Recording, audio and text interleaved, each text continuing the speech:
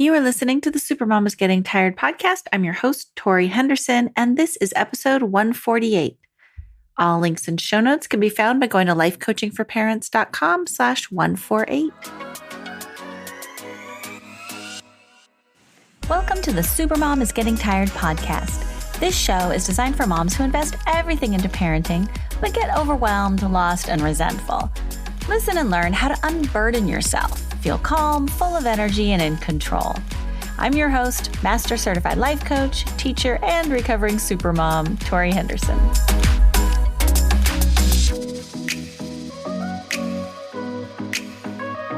Hello, supermoms. I missed you last week. I did not put out a podcast last week, and I usually do it every 2 weeks, if you haven't noticed. I am really good with commitments. If I say I'm going to do something, I really do it. And I had to coach myself into doing a little slacking off last week, a little strategic slacking, because I was so overwhelmed with getting the house on the market and all the last minute details that go into that and having it staged and cleaned and inspected. And oh my goodness. So I had to take my own advice and just drop the ball. So that's why I put out a podcast last week. Part of me wants to apologize. And then the other part of me is like, it's your podcast, Tori. You get to do what you want to do. But I am such a, reliable, trustworthy person that I feel like it's good for me to be flaky once in a while. So I'm going to not apologize. I'm going to celebrate my strategic flaky slacking off because it was for a good cause. It was for mental health and sanity. And that's always a good cause. So I am role modeling, I guess, for you all out there. And it worked. I got my brain back. I got my house on the market. I am currently hibernating in my lake house while people traipse through, and I can not have to worry about trying to keep it clean this week. So lots going on. But today I'm really excited about this topic. It's been noodling in my brain for a while because I had a client ask me, how do you take care of your own emotional needs? Like, I want to do that. I want to be able to take care of my own emotional needs and not be dependent on anyone else. And in this case, we're particularly talking about husbands, spouses, partners. Okay. So I'm going to read today's question, and I think you're going to really like it, especially today's kryptonite and supermom power boost. So make sure you listen all the way to the end because it's a good one. So today's question says, how can I take care of my own emotional needs? I have tried too many times in too many ways to get my husband to be more empathetic and supportive. I want him to listen to me tenderly and connect with me emotionally without being dismissed, without him dismissing me. The vulnerability of putting myself out there and telling him what I need and then not getting it is too much for me to bear. I have been super understanding and accommodating towards him. It's not fair that I don't get what I need from him. I think we would coexist peacefully if I could feel less dependent on him. Is there a way to take care of my own emotional needs? Isn't that a good question? I just think this is such a good topic. So the parent educator answer, or the answer that's sort of just the advice and the how-tos, is yes. Can you take care of your own emotional needs? 100%. And I highly recommend doing it. I think it's a beautiful thing. Can you live in isolation and not ever need other people? 100% no. We are social creatures and we need other people around us for our own mental well-being. So even though you're talking about your husband, this client is talking about her husband, this is a very common occurrence with moms of teenagers. So moms will often come to coaching thinking, I need my teen to be happy in order for me to be happy. Or I need my teenager to be nice to me so that I can feel loving towards him. I need my teen to get good grades or have good friends or whatever so that I can feel like a good parent. Whenever we put our ability to be happy in the hands of someone else, it feels icky. It's not a good feeling. I need you to act a certain way so that I can feel what I want to feel, it's not a clean, clean emotion to be in. It's not a good, clean state. So I got into a discussion with Rachel Simmons about this. She's the author of Odd Girl Out. I was at a girls' leadership training, and she was talking about helping adolescent girls resolve conflict. And she suggested that adolescent girls express their needs to their friends as a way to resolve conflict and strengthen their relationship. Like, I need you to respond to my texts within 24 hours, or I need you to remember my birthday in order for me to feel appreciated. I'm listening to this thinking, that sounds awful, and it sounds like a lie. I don't need you to do anything for me to love and appreciate you. I like you. You are my friend. You be you, I'll be me, and I love you because I want to and I feel like it. That to me feels so much cleaner. You can text me or not text me. You can celebrate my birthday or not. I don't care. I just want to love you and appreciate you for being you. Feels cleaner to me. Okay. You guys can argue this with me if you want, like Rachel did. Rachel liked the vulnerability that is required when someone admits, I need something from you. She thought that that kind of vulnerability would bring this couple closer, these adolescent girls closer, like, I need you. I need something from you. Now, couples counselors use this terminology as well to help open up the lines of communication and bring two people together through kind of mutual vulnerability and connection, right? Counselors and therapists want couples to reflect on what their needs are and how their partner can fulfill these needs. So you can see why this area gets a little gray and fuzzy. Now, being able to reflect on what your needs are and communicate them to your partner is certainly a step up from blame and using statements like, you never listen to me, he never does what I want. That does not lead to a productive outcome. So certainly expressing your needs and to your partner is a step up from blame. And the act of reflecting on what you need is super helpful. Like, I know for a fact that I need affection, but I don't need my husband to be the one to give it to me. Because if I need affection, and that's a core basic need, and my husband is not a touchy-feely person, I still want to be happy. If I'm choosing to stay in this marriage, I want to be happy and fulfilled. So I can go up and hug strangers on the street. I can get massages. I can cuddle my dog, my cat, my girlfriends.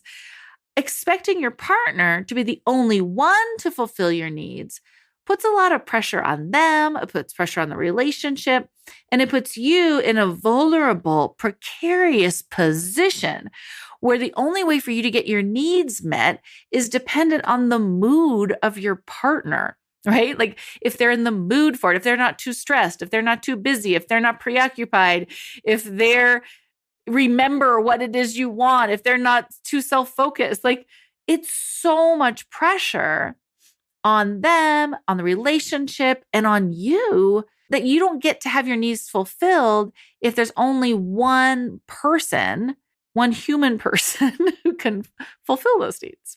When my child was first born, my firstborn, new mom, new baby, I felt very vulnerable. And I admit I felt super needy. I was scared like every day. You've got this precious little baby's life that is in your hands. And it made me really, really anxious. One of the things my anxious brain chose to think about and focus on was something bad happening to my husband, because I felt so dependent on him. Like, before I became a mom, I felt like a pretty independent person. I had a job. I earned a paycheck. I had a life. Well, all of a sudden, I didn't have a job. I was financially dependent on my husband's support. I felt I was dependent on him physically, his physical help to rock the baby to sleep. My kid needed a lot of bouncing and walking. He wasn't a sitter or a good sleeper. And I needed that emotional support, that just like I wasn't alone in the caring of this newborn. So all of this neediness made me freaked out and scared. And I would think about him dying or leaving me, and I would just, my anxiety would go through the roof because there's nothing I could do about that in the moment, right? It's not a productive worry. So as I did the work to overcome that stress and did my therapy and my life coaching and reduce my anxiety, I never want to go back to that. I never want to go back to feeling needy and vulnerable in that same way. And so with my baby, I kind of was the same way. I would sing that song like, you are my sunshine, my only sunshine. But I hated the line that says, please don't take my sunshine away. It's like, I don't want to be reminded that at any moment something could happen to take my baby away. So I would change the lyrics to, no one will take my sunshine away.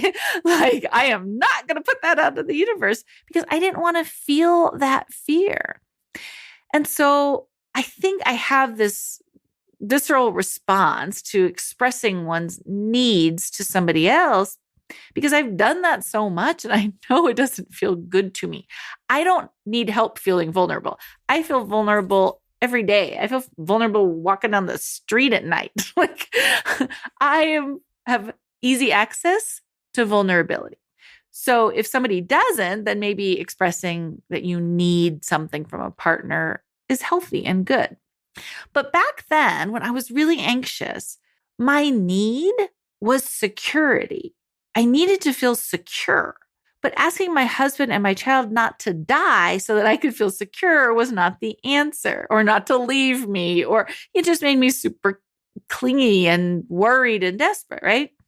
So I had to do the inner work to learn how to feel secure no matter what happened to them.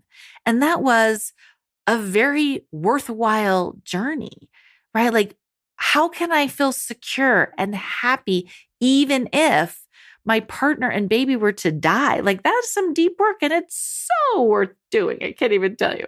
We all have a need to feel seen, heard, and felt, which is what I'm hearing in this client's question. Like, she wants to feel seen, heard, and felt by her partner. Well, if your partner's active listening is the only way you get that need met, then it puts a lot of pressure on a relationship that also needs to get dishes done, homework done, children fed, carpool, and walk the dog, right? Like, it's a busy life. So being able to take care of your own emotional needs, I think, is a brilliant strategy. Paying for what we want keeps the relationship clean. Whether it's a therapist or a life coach or a massage therapist, the rules are simple. This is all about you. This is your time to get your needs met. Writing your thoughts in a journal can get you really connected with your inner world. It can help you feel heard and seen and listened to.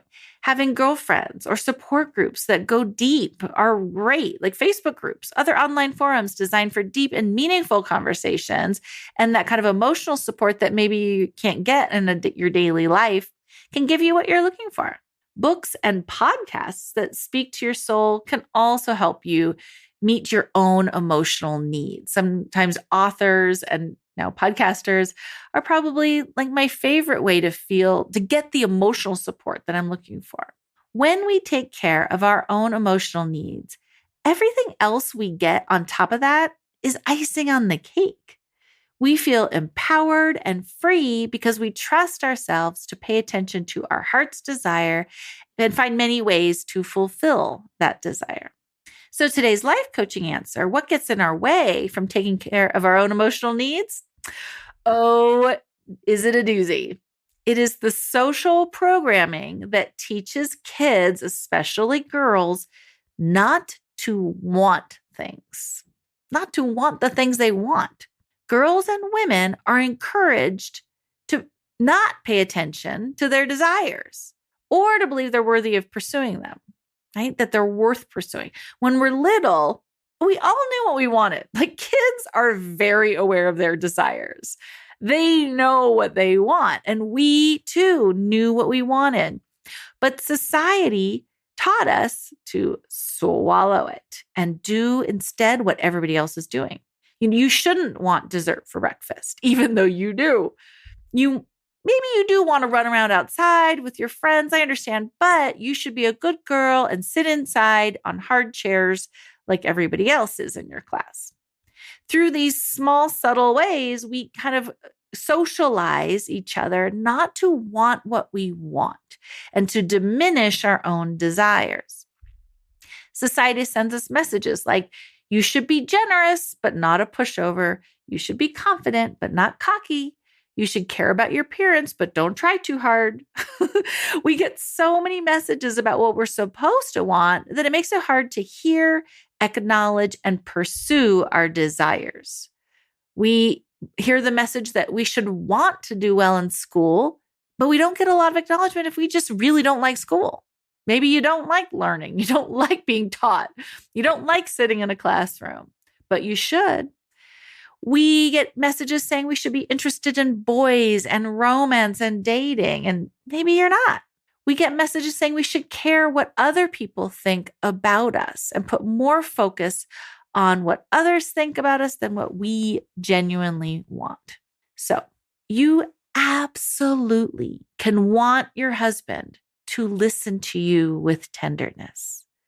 Wanting that from a place of worthiness and confidence is a beautiful thing. And it feels very different than needing it. Needing it feels desperate and icky, but wanting it feels, I think, equally as vulnerable, but a little more empowered. You might even find out that your husband wants it too. He wants to know how to listen in a way that gives you this feeling you're looking for, helps you feel supported. So give yourself permission to want what you want because you want it. Believe you are worthy of receiving it. Believe that the rest of the world wants it for you as well. Ask for it and claim it with calm leadership energy. It is a worthwhile thing to role model for your daughters, especially. So let's differentiate need from want a little more. I want everyone who's listening, I want you to think about what is a need that you have. Don't be specific. Stay general. If you get specific, then it gets icky.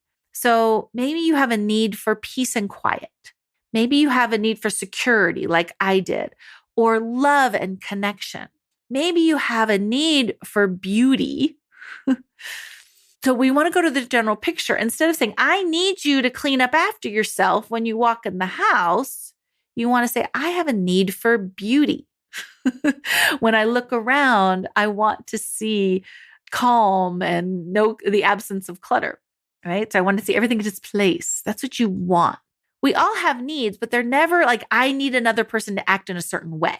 That is not a need. So be careful as you're thinking and asking yourself, what is the need that I have?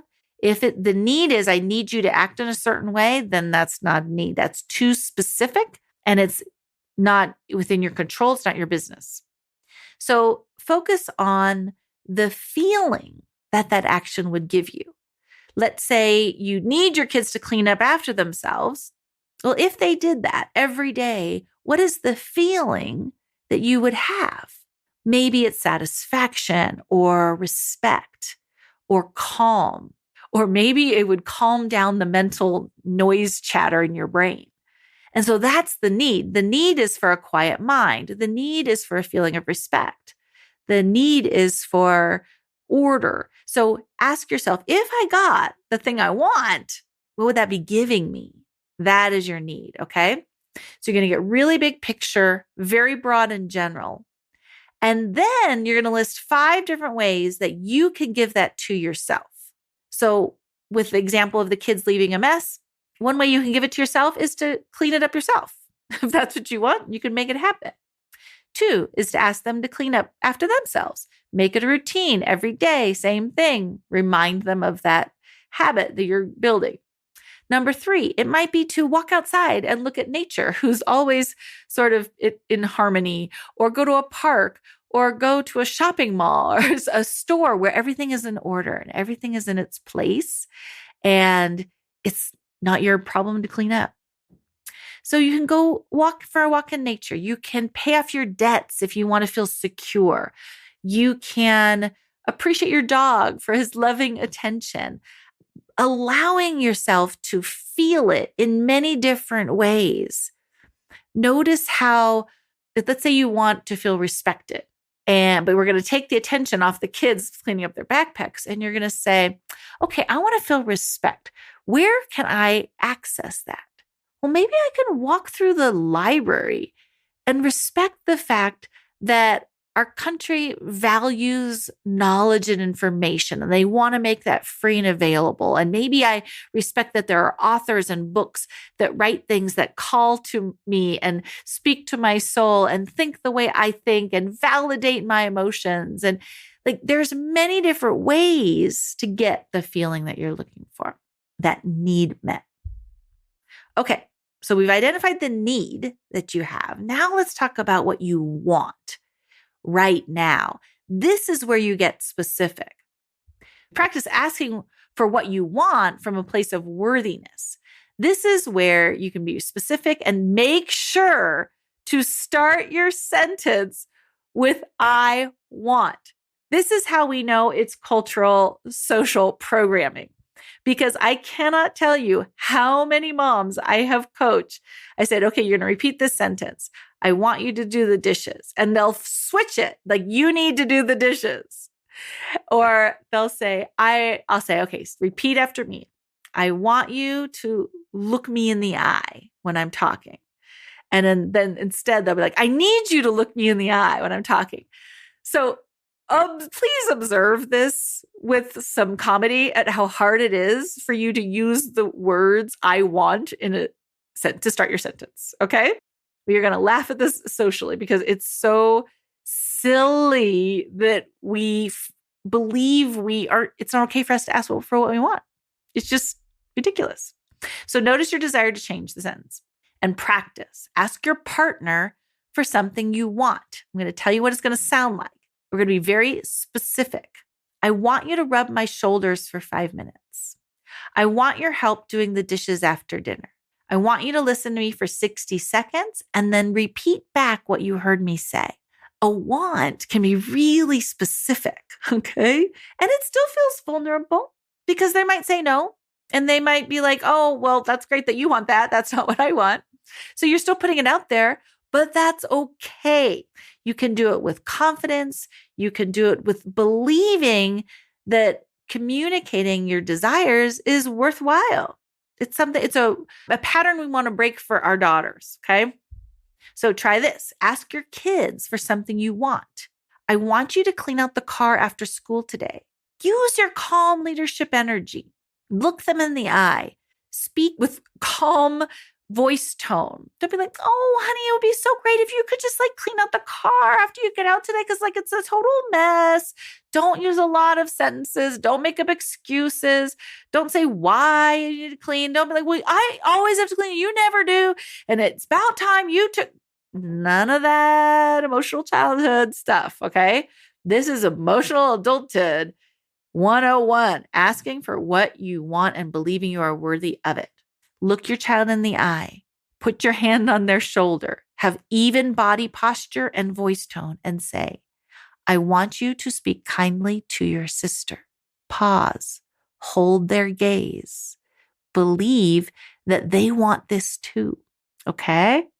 Can you feel it, mamas? We're getting empowered here. We are taking care of our own emotional needs while also stepping into our power, our authority, and believing we are worthy of asking what you want. Ask yourself for what you want. I want to drink water instead of wine tonight after dinner. I want to get up early tomorrow and write in my journal before the kids get up. I want to take 3 hours to myself this Saturday and do nothing. Ask the universe for what you want. I want my kid to enjoy his baseball season. I want nice weather for our camping trip next month. Ask for what you want again and again. We all want such good things. What do we want? We want peace, joy, sunshine, a break, a lovely meal. We want quiet. We want fun. We want nature. We want to get lost in a good book. Wouldn't the world be an amazing place if we all took care of our emotional needs and just went around expressing our desire for what we wanted? Remember, mamas, what you focus on expands. So if you focus on what you want and believe you are worthy of it, you will start to see it more and more. It will get bigger and bigger. Today's Supermom Kryptonite: under stress, we regress. Clients feel so much better after going through the 12-week Supermom is Getting Tired coaching program that they assume that they're going to continue this upward trajectory towards peace, love, and freedom. They're going to think all their issues are conquered and they're never going to resurface again. Au contraire, mon ami. This assumption is today's Supermom Kryptonite because it's just not true. When challenges arise and we are hit with multiple disappointments, it is normal for old patterns to re-emerge. Expecting this to happen, expecting the problems to reemerge, and meeting yourself with compassion is the key to progress. This happened to me last week with the move. It's the week before putting the house on the market. My daughter's home for spring break. I'm managing roof inspectors, sewer inspectors, pest inspectors, house inspectors, plumbers, electricians, and handymen, all while trying to keep my newly staged house clean and clutter-free. My brain was overwhelmed, not to mention the emotions of putting a house on the market after 22 years. So once I was there in overwhelm, I remembered having this feeling when the kids were little. I remember walking around the house like a zombie. I'd put one glass in the dishwasher. I'd fold one towel. I'd send one email. It just felt like I couldn't accomplish anything. My mind was a fuzzy haze. I had no clarity. I didn't need a break. I didn't need a rest. I needed to get something done. And this was happening to me again last week. It's called an information bottleneck. Too much coming in at one time causes our nervous systems to go into fight, flight, or freeze. Some of my clients go into a cleaning frenzy when they feel this pressure, this time pressure, this internal or external pressure of I got to get things done. I can't tell you how much I envy folks who stress clean, because I do not. When I feel pressure or there's too much information coming in or someone's trying to hurry me along, my nervous system goes into the freeze response. I move slower. I can't process. I can't think straight. This, combined with a little blame and resentment towards my husband that snuck its way in just like it did in the old days, made me regress into these old familiar patterns of just this zombie mommy mode. But because I write and talk and coach clients on this all the time, I knew what to do to pull myself out of it. And guess what? It starts with that thing you all hate and avoid: compassion and grace. The old me would have beat myself up for not being more productive, asking horrible questions like, what's wrong with me? Which never gives a good answer. So this time, there was no judgment. I was disappointed at the timing of it, but I was also very curious because I'm thinking about all of you, and it was motivating me to observe myself and figure out what works, what doesn't work, what helps. How do I transition out of this mental haze? So here's what I did. I walked through the worst case scenario. What if all this doesn't get done? What if I forget an appointment? What if I paid somebody twice instead of once? Whatever. All the different details that were going through my head. And guess what? If you stop beating yourself up, then there's no emergency. Because the old days I would have beat myself up for making a mistake. So now it's I just can make a mistake and move on. Forgive myself. So what else helped get me out of this mental haze? Getting out of my house and into environments without a visible to-do list. Walking around the neighborhood. I took extra walks around the neighborhood with the dog. She was loving it. Getting into my car and driving where you have the chance to buffer. So both the walking of the dog and the driving helped my brain buffer. I'm going to be talking about a different kind of buffering in an upcoming podcast, but This is the buffering where, you know, that rainbow circle on your computer when you've got too many tabs open and it just starts circling around?